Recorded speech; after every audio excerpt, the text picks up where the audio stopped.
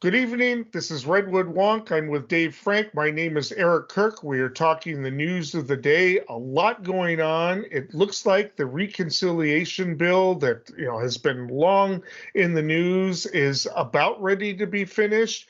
Big disappointment for a lot of progressives, but it looks like it's still going to be a pretty big bill. Looks like somewhere around $2 trillion with certain things that are going to be included in it, certain things that are going to be cut. The last thing that was happening before today was that Sanders and Manchin actually got down and started working out details. They both seem somewhat optimistic. Manchin and Sinema have made pretty clear they don't want increases in corporate tax or taxes on the rich. So trying to come up with ways to pay for everything. Sinema wants everything paid for, but doesn't want it paid for that way. It does look like there's going to be strict limitations on the child tax credit, limited to 1 year, possibly not as high as $160,000 income, but probably not as low as 60,000. Whether it's going to be means tested, we're not quite sure. A number of other things we'll talk about that are going out. It looks like the whole green green energy program is going out. They're trying to come up with some kind of alternative, no carbon tax. And it just that became kind of a mess. A lot of disappointment with regard to that, especially since it's becoming dire, and we're going into international conference. Biden was hoping to carry in some type of legislation into that meeting to say we've got something going, and well, we'll see if they can put anything together. But Manchin wanted natural gas and coal to be included in there as clean technology, and it's just not and not looking good for that. So we've got that going on. Looks like there's going to be no free community college, maybe some scholarship extension of Pell Grants. And the rest, we'll talk about what's in and what's out, but it does look like it's happening. May even be kind of a finalized deal by the end of the week. They want to get the infrastructure bill, which some people are just calling a glorified highway bill, but the bipartisan one that is being passed. And they want to have it all wrapped up and voted on by the end of the month, just in time for the Virginia governor election and in time to really start selling to the public as a success for Biden. People wanted it to be historic. People are saying, oh, it's not really historic, but it is a big deal. And it will help the Democrats change the narrative as they go into the midterms next year. And maybe it'll have some impact on the economy. Dave? Yeah, my take on this is it's very similar to what you described, that they're looking for a win, basically, and by that I mean the administration, the White House. They have sort of backed up the calendar towards the present by saying, well, starting around January, the 2022 cycle is going to begin in earnest, and we won't be able to accomplish anything. And then you start walking the calendar back towards the present, and you get that the climate summit that you talked about. So when you take that and you combine that with the fact that the president's approval ratings are very low, and that people, pundits and analysts are saying that the likelihood of the swing towards the Republicans is very high in the midterm cycle coming up, they really needed a win. And you even got people like Terry McAuliffe running in Virginia saying, hey, we got these headwinds about how unpopular the president is. So this deal, basically, in terms of it's pragmatism over power. The Republicans have the power to block much, but Manchin has the power to block all. So they really have to bring him along at all costs, and that means huge amounts of compromise. I was on a call fairly recently where our Congressman Huffman and AOC were saying, look, we're sticking to our guns. We have these lines in the sand that are very important to us. But I think the president sat down and said, look, there's an existential threat to Democratic leadership here. And we'll talk about the specifics of the things that are in and out. But the climate change, the climate proposal to fund power companies transitioning off of fossil fuels towards green energy, that was the line in the sand. That was the deal breaker.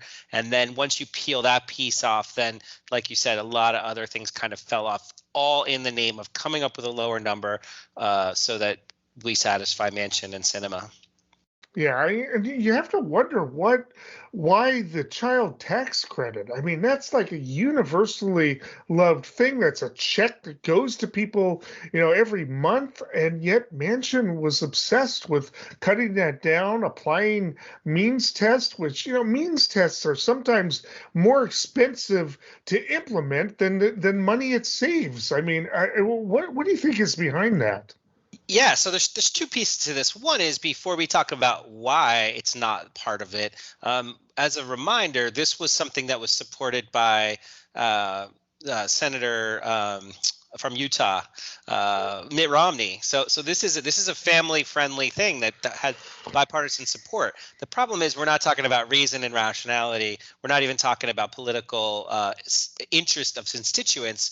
We're talking about the political tug of war that we talk about, the food fight, the trench warfare, and the message that people did not want to be associated with is it's a new entitlement. So even though universality of entitlements make them more palatable to everybody, and a child tax credit is a family-friendly way to spend money and bring people out of poverty, it's an effective policy. They just did not want to fight on that. On this issue right now is to pass the reconciliation bill at all costs, and for political posturing purposes, I think they thought community college, child tax credit, things like that were just not in the cards. Yeah. Well, I mean, it's the child tax credit will be extended for about a year or two. Maybe they're also banking on the fact that, people will get used to it. And if it gets cut off, that might be a political negative, maybe even if Republicans are in power, just like the Affordable Care Act. If you remember, Affordable Care Act, passed in 2010, Republicans passed something like 60, measures to overturn it. Then finally, in 2016, when they had complete power of, both branches of Congress and the presidency, all of a sudden, nothing. They didn't pass anything. So, but they're still in the bill are Affordable Care Act subsidies, paid family leave, but it's only 4 weeks instead of 12, but it gets paid family leave in there. That's the whole idea. Even the New Deal started small. Home care for elderly and disabled, again, down from the money, and universal, pre-kindergarten out for now. Free community college, lifting the cap on salt, stuff, clean and performance program and carbon tax. Just going to have to fight for that down the road. Yeah, so the couple things that stood out to me is that when you look at the entirety of the bill as it stood when it was 3.5 trillion, over 700 billion is health, education, labor, pension. So by not including increases in the Medicare set of benefits, so by not including hearing, not including vision, not including assisted living, so there was a whole set of enhancements to Medicare that's not going to make it. And by excluding that, I think you can sort of see that they're going to cleave off a healthcare / single payer, some other conversation about health reform, Medicare for all, however they frame it. But they're taking off pieces that they can by trying to like hold the whole thing together.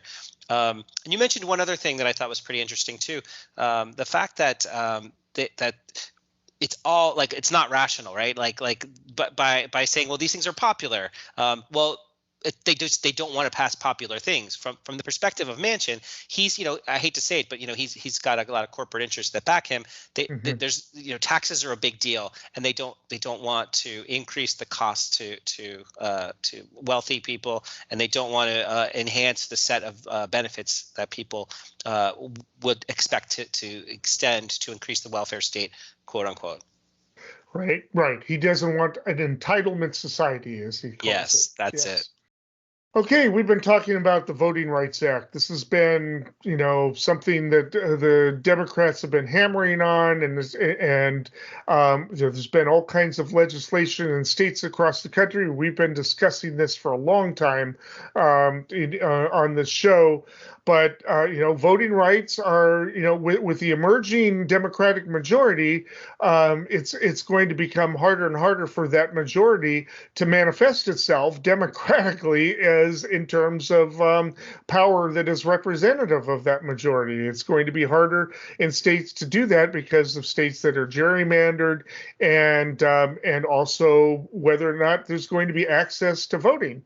And there was a Voting Rights Act that was proposed. Manchin didn't like that one, wasn't going to support it, went down to defeat. But then Manchin proposed his own that he thought would get some type of bipartisan support. And it got no bipartisan support. It was shot down by Republicans right away with zero support, and it wasn't anything radical. It was like guaranteed 15 days of early voting in all states, making election day a national holiday, just kind of stuff that will make it a little bit easier for people to vote. I think. I mean, I forget what else it's there, and it went down to defeat today. Manchin is saying, and up until now, he's not up for even reforming the filibuster, let alone overriding it. And there's been a lot of pressure from progressive Democrats to reform the filibuster, maybe just to eliminate it altogether, or force it to be a speaking filibuster, require repeated, 40 votes or whatever, at least make it harder so that it becomes a national dialogue about it. And, the question is, Manchin, it's like saying we got to be able to do this bipartisan. We got to restore bipartisan stuff. And he was just got absolutely nothing, so no support from across the aisle on this. Mitch McConnell just didn't even throw him any kind of a lifeline on this. And he was dead silent after the vote today. And the only question is, and now there's a lot of pressure on Biden to, especially after he's gutted this, Biden agenda here, to go in and say, Manchin, how long are you going to be obstructing things? And to Sinema too, this Voting Rights Act, if we don't get this passed, this is going to be blocking Democrats, for a long time. The Republicans are passing disenfranchising legislation all over the place. Manchin vehemently said, bull s today when was asked by reporters whether he was considering a change of parties. He said no. Those are rumors. No, I'm not. He was emphatic about it. And so the question is, will he ease up on his opposition to the filibuster, because there is no other way it's going to pass? Will he carve out an exception to get some kind of at least mild voting rights reform passed, so that Democrats have a chance to make sure that that we have a representative quasi-democracy in this country? So this, again, I know that so many things fall into this prism, but this falls into, like, just look at what Republicans are doing by trying to pass restrictive measures around the country, a whole set of things that, on the face of it, to their credit, or benefit of the doubt, they're saying, no, we're not obstructing voting in any way at all. Like, we're just totally not. Mm-hmm. But you look at how it disparately impacts communities that are communities of color, also communities where Democrats may have a better chance at bigger numbers, like we're going to talk about Texas later. Mm-hmm. So that's what the Republicans are doing. That's why they don't have they're framing this all around Trump and the stolen election and election integrity, and we're doing these voter reforms for that purpose. So that's the headwinds, again, to use the metaphor. That's why the Republicans are blocking it. But the point that Manchin is the issue that Manchin is not willing to to give on filibuster, even a carve out like they did for judges and Supreme Court justices, the carve out that was made an exception to the filibuster rule, that's the no brainer here, because this Voting Rights Act is it's literally it's justifiable on the merits. Like you said, it includes things like making it so that people can vote by mail. But the Republicans are saying that's impossible, that's preposterous, that's fraud. But you're like, Utah and Oregon are 100% by mail. So it can't be true, right? So we know we're not dealing with reason and rationality. The question is Manchin reasonable? And so right now, I don't think so. I think he's acting in a raw political power move, and he can't be reasoned with yet. But if enough of and this is maybe a prediction, I don't know, but if enough of the reconciliation bill gets carved out, that he's satisfied and he's more comfortably in the Democratic circle, I don't know. He's out there on an island right now. Maybe he could come to terms with the fact that it's the most important part. It's like a first principle. It's the most important part of citizenship is voting, making voting accessible and easy for people.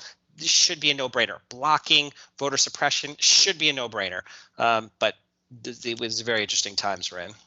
I mean, one part of the bill that he authored would actually ban political-based gerrymandering. Well, that would be catastrophic for Republicans right now, because the whole South is gerrymandered to the hilt, and we've discussed that on the show, right? And that's why, as I put forth, it's so gerrymandered that they can't gerrymander anymore. It is totally in their favor. They would lose seats in Alabama. They would lose seats in at least one seat in Utah. I mean, seats in Texas and Florida, Georgia. I mean, it's just, they would lose seats guaranteed next time around. That is the only way that they can maintain where they win routinely, win a majority of the House with 45% of the vote. I mean, it's thereabouts. Sometimes not even that much. I mean, that's nationally, because they can cluster the districts, the Democratic majority districts, to have city districts that are like 90% Democrat, and then really spread the others around, or they split up the city districts by sending tendrils in, like Salt Lake City and the rest, so that they don't get anything, or just cluster them like in Alabama. And if you can't do that, if they are not allowed to do that, that would just be catastrophic to them. And of course, that would go to the Supreme Court. We'd see if the Supreme Court would even uphold that. But it's just, but that would be catastrophic. And they would absolutely fight that tooth and nail. I'm surprised that Manchin is so upset by that. He should have figured that, because that's the big one. He didn't want to have all the other stuff that he thought was kind of radical, right? But that was in the bill before. But that you think that's common sense. Don't gerrymander, right? But let the things be set up by neutral commissions. Sounds right. Make them competitive, communities of interest, blah, blah, blah. Anyway, I'll let you close out the segment. Yeah. So there's two other things I'd like to mention real briefly in our final minute. One is that there is also a separate parallel bill, the John Lewis Act. I've heard there's a word I'm missing in there, but the John Lewis basically Voting Rights Act, something to that effect. And what that would do in part is to reinstate the federal judicial oversight over states that had formerly disenfranchised Black people.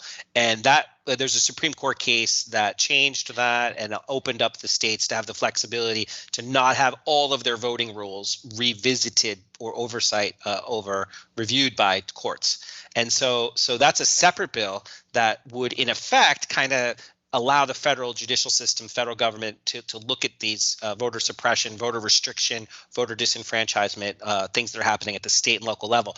It's not just the things that we're seeing in the headlines. There's nearly, over 450 other acts and bills and laws that are working their way through various states and communities to disenfranchise people of color, Democrats, that the Republicans have, the ALEC, the organization called ALEC, the American Legislative Council, and the funding that comes from other business sources. So it's a real power play here to try to sideline progress on voting.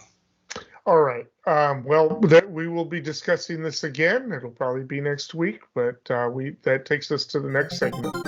We are living in a society where the very, very rich are getting phenomenally richer. Meanwhile, the working class of this country is struggling. You got 600,000 people who are homeless.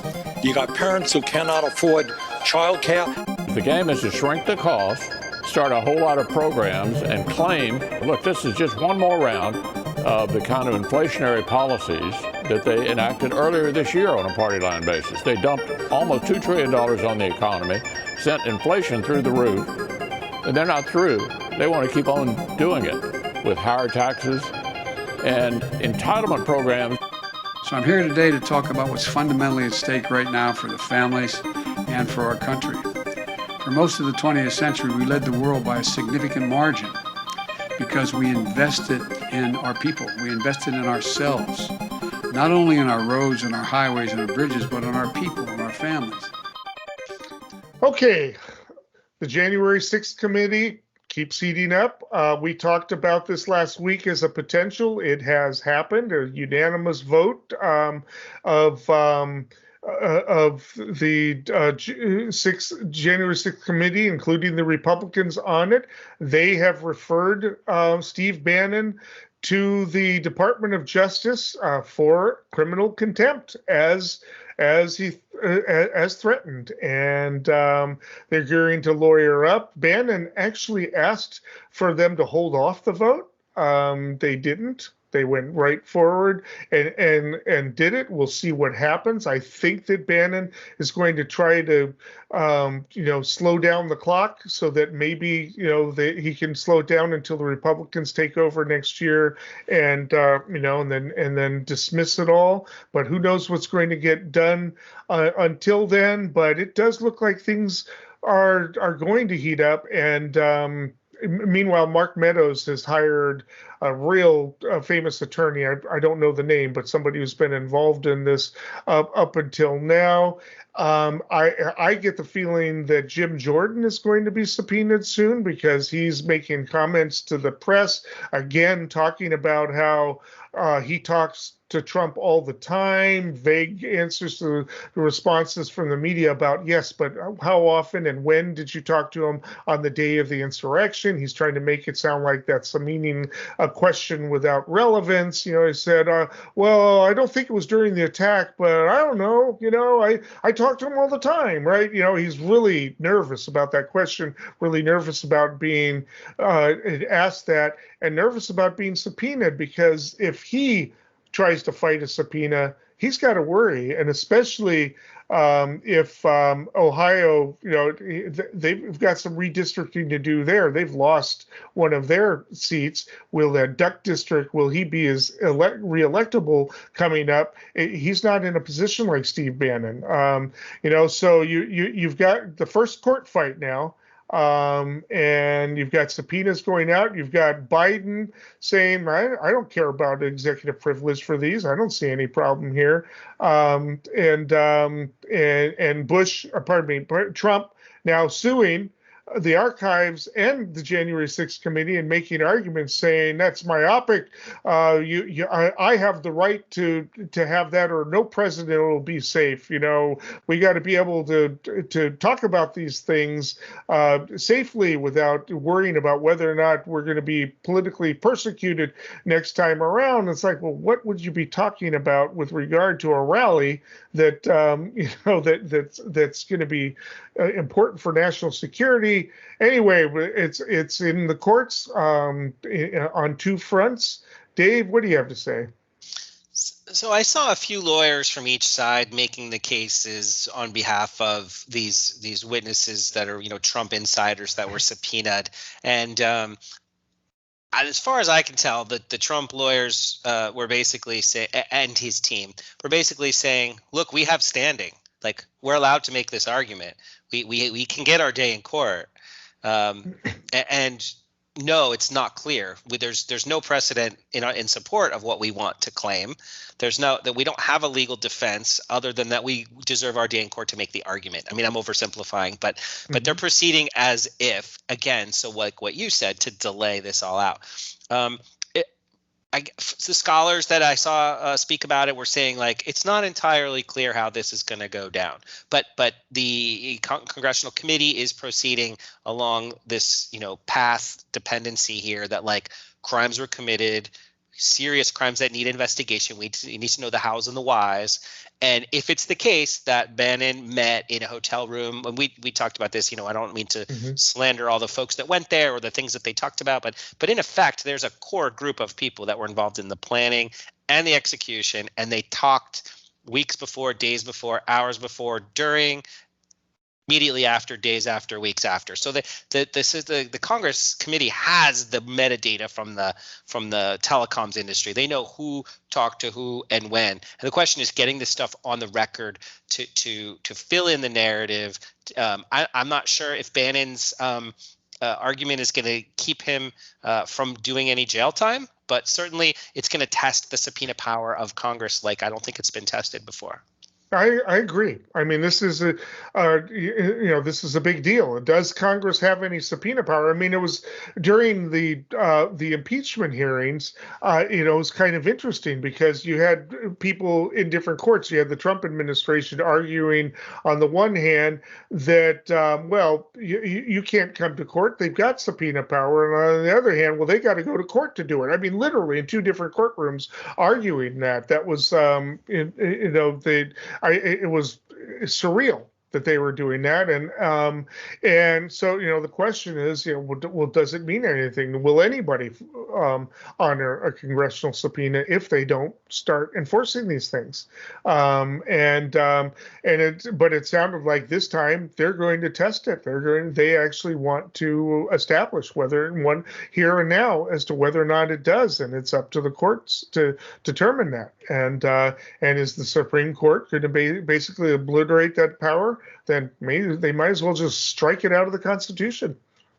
I mean, Yeah. And one thing, I mean, this is a little bit of a sidetrack to this, but Bannon's name came up pretty often if you watch the multi-part documentary about QAnon, and it's basically was a psychological operation by some veterans. And they called themselves a shadow intelligence, or the Northern Virginia shadow intelligence or something. I saw the former general talk about it and on video. And basically he said, like, we're the advisors to Trump team. And then by the end of this multi-hour documentary, you realize, oh, well, the people who were behind QAnon were 8chan, father and son team, which is like this virtually like a dark web place where there's no oversight and there's all sorts of hate and violence and stuff, and among other things. Right. But then in this documentary, in the last episode, they're walking on January 6th right in front of the Capitol during that insurrection moment, and the narrator says, "Are you proud, of what you did?" And you saw the smile on his face, and he was like, "Yeah, this is pretty cool. Like we did some cool stuff here." So there's a lot of people that are on the record of basically saying, like, their worldview is worth, for them, it was worth what they did. And Bannon's kind of at this, he's not to blame certainly, but he is part of a global, the whole Cambridge Analytica, getting millions, hundreds of millions of people's Facebook data, micro-targeting political election advertisements, like millions of different ads customized to the 5,000 different personality types. So the Republican Party is looking towards 2016, 2020, the things that Bannon and crew, we'll call it Bannon and crew, looked to do around the world. What's it called? The reckoning or something. They're whatever their political philosophy is, whatever their worldview is, it's one of those things that ultimately maybe it was art for a while, but then it was real life when January 6th happened. And so Bannon's right at the hub of that. I don't think Congress wants to let him out of their grip, knowing that he's part of this hub and spoke Trump thing that really damaged democracy. What do you think the Democrats' political game plan is here? He may be able to drag it out through the next year, but I'm wondering, that right now they're doing their questioning, getting their testimony behind closed doors.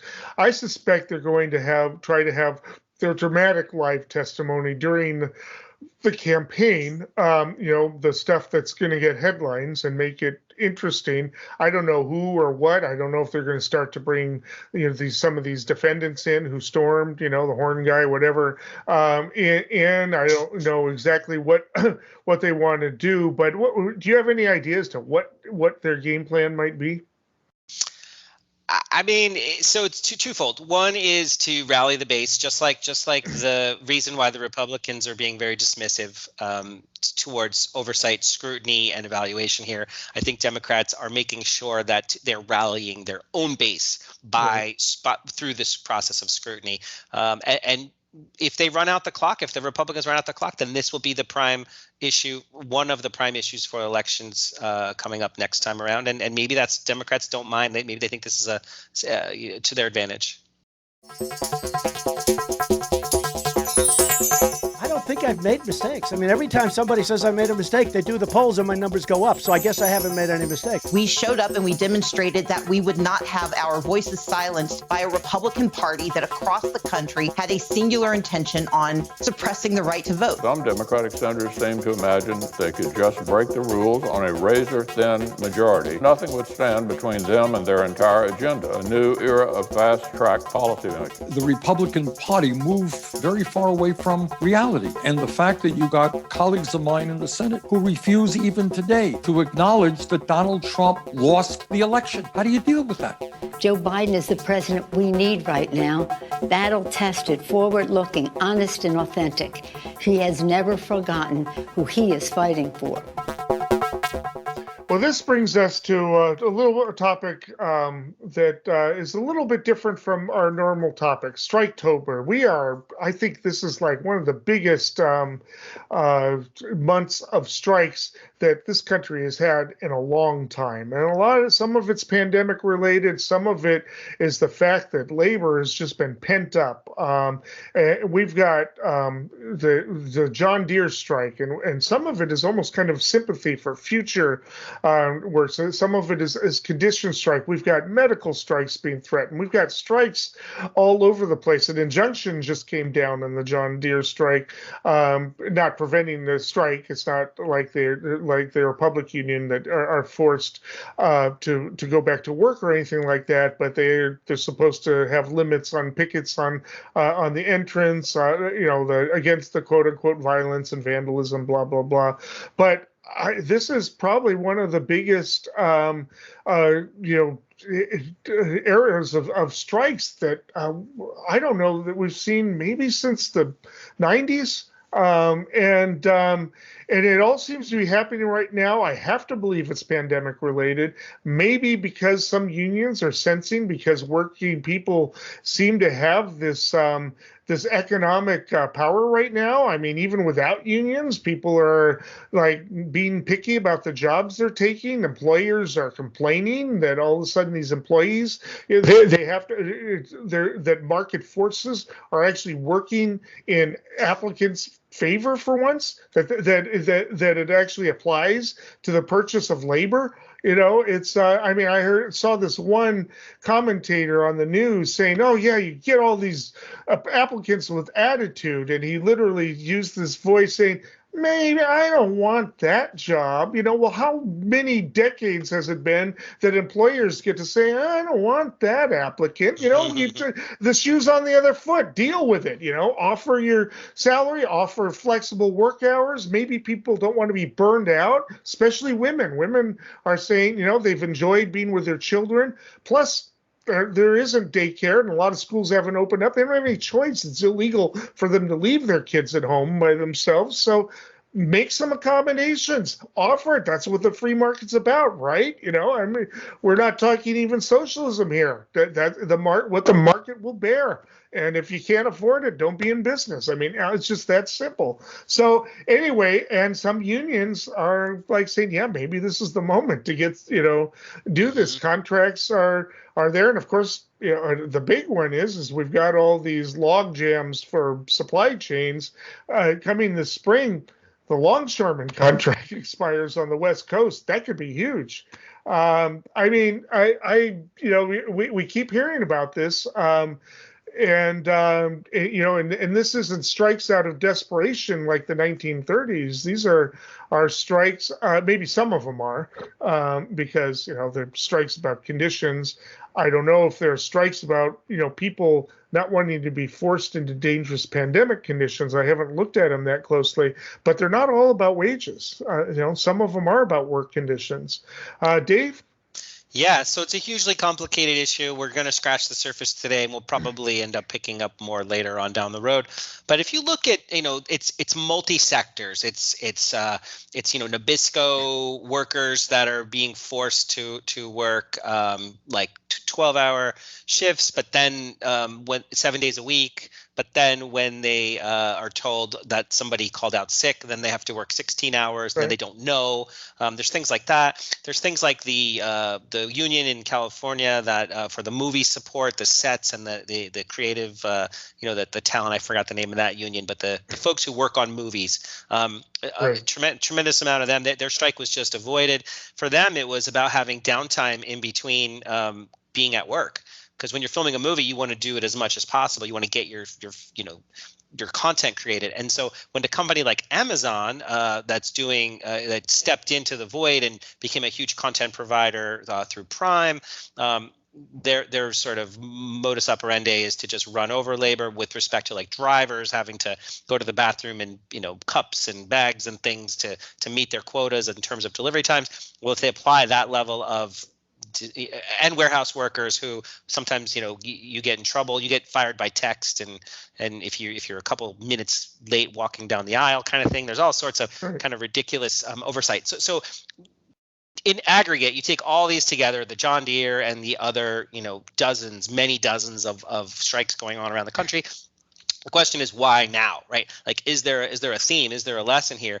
And the big thing is, I think, because when COVID resulted in many people being impacted by either staying home, not being able to work, being sort of restrained or constrained, a lot of these companies made record profits, like John Deere. John Deere in the last 9 months made $5 billion in profit or something. Right, and their CEO got 160% raise. Yeah, 4.7 billion, right? But but huge, and so. This is in response to the fact that after the 2008 crisis, a lot of these companies pared back, and they said, well, and even before, right? Labor since around 1980, since Reagan broke the air traffic controller strike, unions have been down, and as unions go down, so too do the percentage of the overall economy that goes to labor, and so there's been a huge disparity growth in the percentage of the productivity gains that go to sort of the capital class, the elites, the owner society versus the labor side. You look at that chart, it's pretty telling. But back to the point that when people are in a situation where they see, hey, we took cuts. We did this two-tiered thing where, like, me as a legacy employee, it's been here for, not here, but hypothetically for 10 or 15 years, I'm on one track. But whenever we hire new people, they're on a different track with no pension, no much lower wages, much less benefits. So this two-track scenario. That's one of the things that I think John Deere, it was a solidarity strike, so that the people that have been there with a lot of tenure, who are on the more rich benefits track, they're saying, look, we don't want every new person that comes in and works with us to have to become, get much less of the pie. In fact, we all want more of the pie. So if we stick together, we all get more of the pie. So it's all these different companies, all these different unions, each come into terms with a challenge to the status quo with respect to wages, benefits, working conditions, and the share of the pie that they all get. Yeah, I want to point out, I mean, one of the contradictions, Kellogg's, they had a similar as Nabisco. People are working the cereal, and they sometimes have a 12-hour shift, and then all of a sudden at the last minute they're told 16 hours. And sometimes they have kids, and if they don't have somebody to call, that's a real problem, right? If they have to pick up kids at school or whatever, I mean, what do you do? And they're told that doesn't matter. I mean, that's just, so they're on strike about that, about those type of conditions. Of course, it's actually against the law in this country to have a sympathy strike. To strike for any purpose other than your own stuff. About the only country in the world, by the way, where that's true. In other countries, you can actually strike, have a strike. A general strike for like one particular union is actually against the law in this country.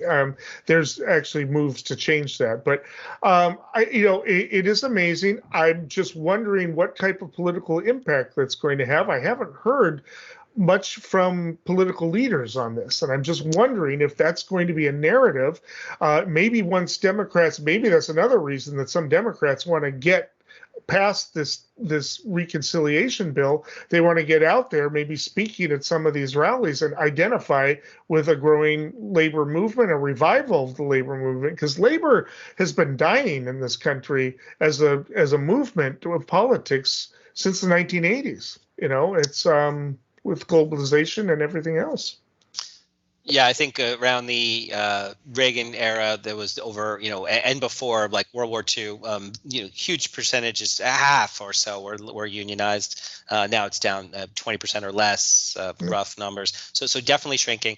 But so national political implications. Biden had like a 2-sentence press release that said, if people are striking to make their lives better, we support their right to go strike to make their lives better. Like it was so right. empty. It was empty, so empty. And in part, I think, it's very difficult for political leaders to step up and get involved in this conversation because that whole class consciousness idea, it seems anathema to the larger political debate. It's not what people really want to be talking about, especially when they need to get their money from their campaign supporters.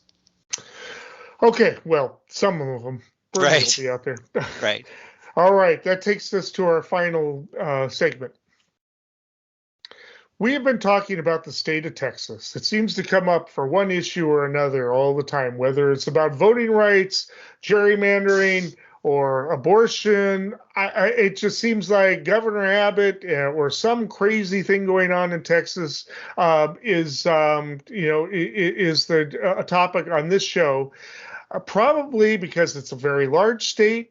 It has actually picked up 2 congressional seats, and it is one of the battleground states. It is a state that many of us, including the 2 of us, believe is going to flip at some point from Republican to Democrat at some point in terms of a majority of voters. Whether it does in terms of its legislature was going to have to do with how tightly it's gerrymandered. And we know that rather than try to be bold and go for more, Republicans, they sort of have gerrymandered in a way to lock in their present majority, hoping that there aren't too big of a shifts in population. Well, 538 posted an article this week that discusses Texas, and I encourage people to read it.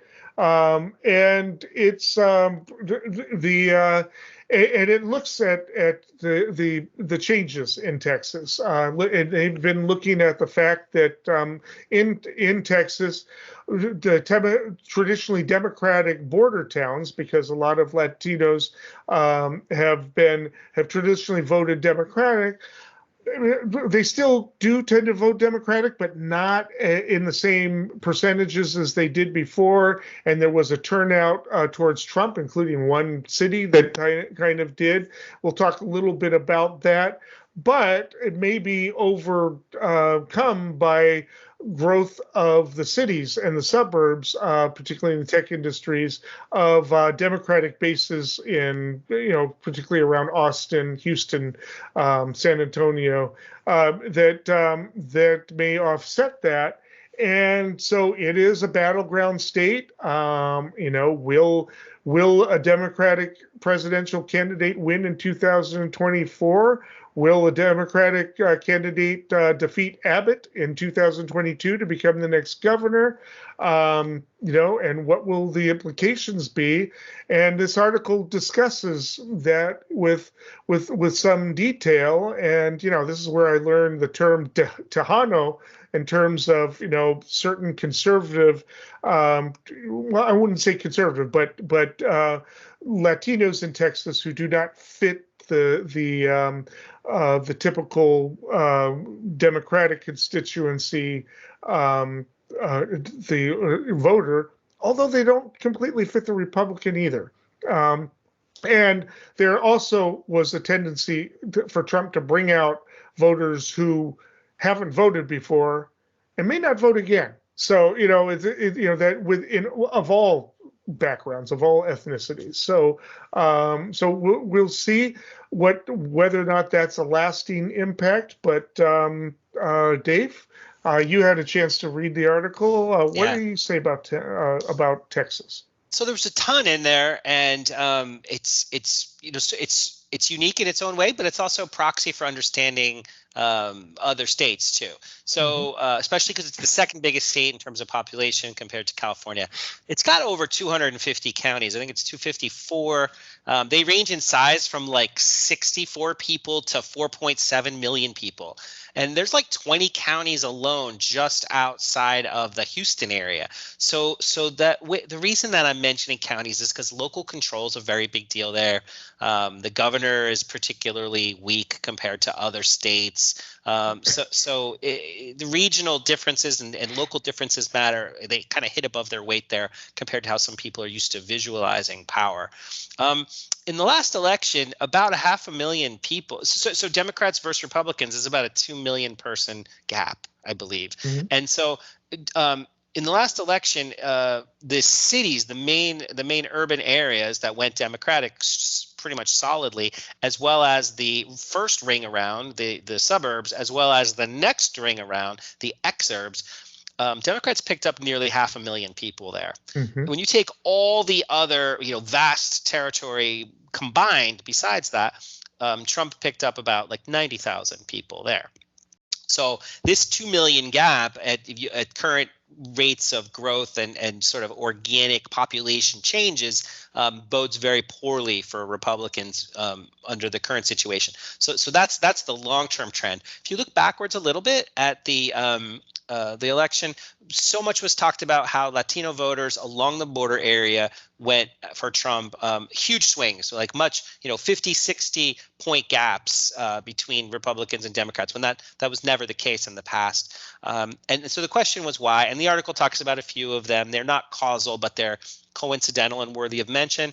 The border concerns the people who live on the border the most. And when you see tons of people running across the border pretty regularly, there's not a normal, regularized, national, well-functioning migration through points of entry where people get a card and a chip and they say, I'm a guest worker, I'm going to come in for a year. Instead, they're running through the refugee status kind of. So people are living in that dynamic. You combine that with Trump saying, these people that are Democrats, that are progressives, are saying defund the police. You guys have a local control over your county. Your sheriff's department are the last line between you and not having a law and order in your community. Defund the police is a bad idea. And so Trump went farther and farther and farther. It's not that it's a bad idea. It just needs to be branded and talked about constructively about reprioritizing police spending, police responsibilities, buttressing them with additional non-badge wearing, non-gun wearing people to take things like mental illness and truancy and things like that off of their plate. So a national dialogue is not what we're talking about. We're talking about the issues here. And so they're saying Trump and Republicans generally picked up a lot of support in the border area. It might be unique to Trump's cult of personality, the article points out. It might be unique to immigration. It might be unique to defund the police. But bottom line is that bigger trend doesn't bode well for Republicans down there because of demographics. Right. I mean, there are a lot of Tejanos, as they're being called in the article, oil workers. that is, and of course the Democrats, Biden even was kind of bold in that. He did say, yeah, we're going to be kind of trying to wind down the oil industry. He said it in the debate in the campaign, which shocked everybody, including me, right? And that was going to cost him. Was going to cost him Pennsylvania. Surprisingly, he took actually the counties there.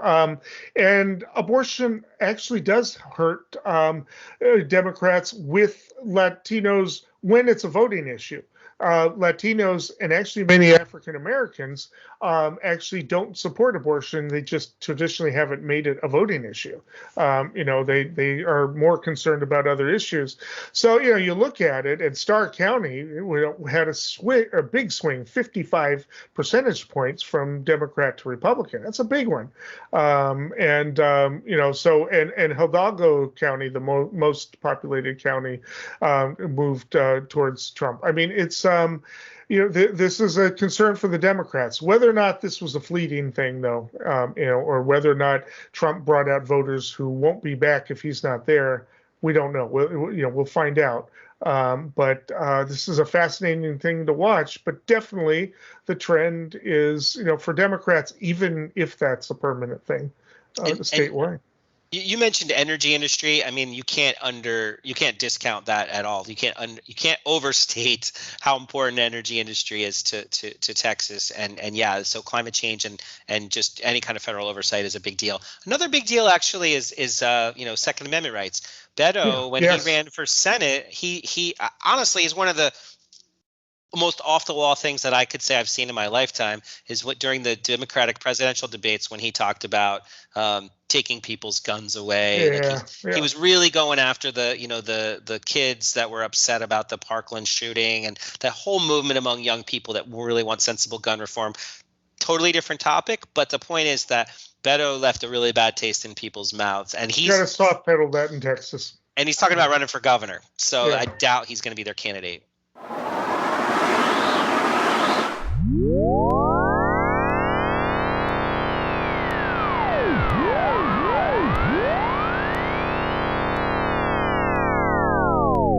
Okay, well, that takes us to our predictions, end of the show. Dave? So I know we beat this horse to death a little bit here, but we're talking about the budget reconciliation bill and the infrastructure bill. Originally, months ago, I said I thought that there'd be like a 30% reduction. They'd find some common ground, give everybody an out. It looks like it's a 50% reduction or so to give everybody an out. It's in everybody's best interest to pass these things. We need the stimulus to the economy. People need all sorts of reforms, and so many benefits will flow outward from these things getting passed. Democrats have to pass it. The question is what's going to be the bottom line. I think finally President Biden did exhibit some leadership, got some traction, and the progressives. My prediction is the progressives will have to let down their. I think they will be letting down the principles in the name of incremental progress. All right, I'm going to go out on a limb here in optimism.